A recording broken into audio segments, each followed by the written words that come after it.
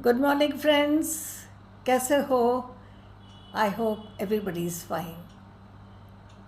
तो आज हम प्रेजेंट मोमेंट और बीइंग के बारे में बात करेंगे। जब बीइंग अपने आप के प्रति सचेत होता है, बीइंग अपने आप के प्रति उसको अवेयरनेस होती है, जैसे कि हम बोलते हैं ना, I am that I am, तभी ये वास्तव में अवेकनिंग होती है, जागरूकता होती है। और यही वर्तमान होता है, यही this is the present moment.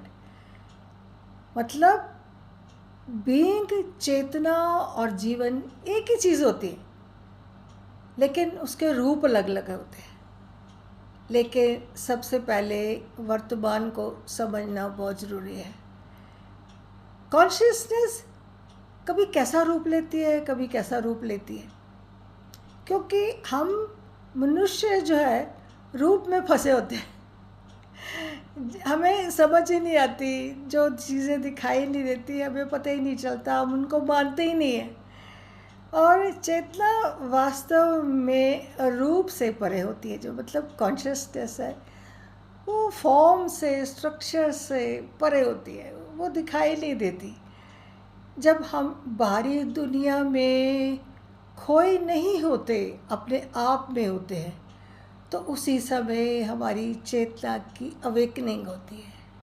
और अब हम प्रेजेंट मोमेंट और बीइंग के बारे में बात करते हैं।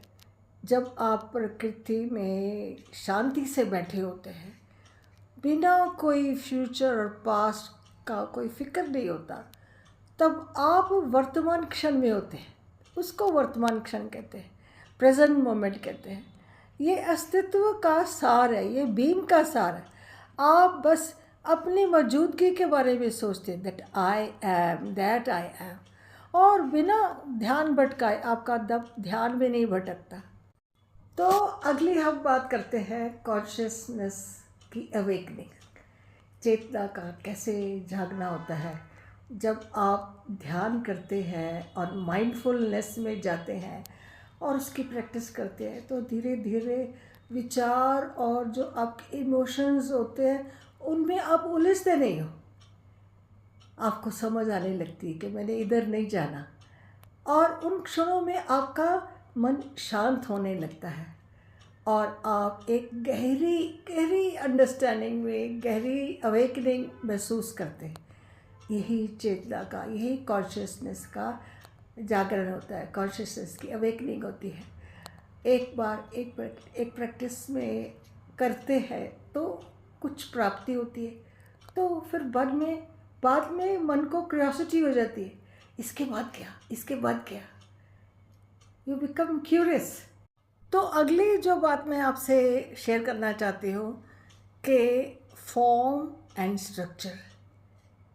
हम ह्यूमन बीइंग्स जब तक फॉर्म और स्ट्रक्चर को देखने लेते, छूने लेते, तो हम विश्वास ही नहीं करते कि हम सोचते कि वो एग्जिस्ट ही नहीं करता।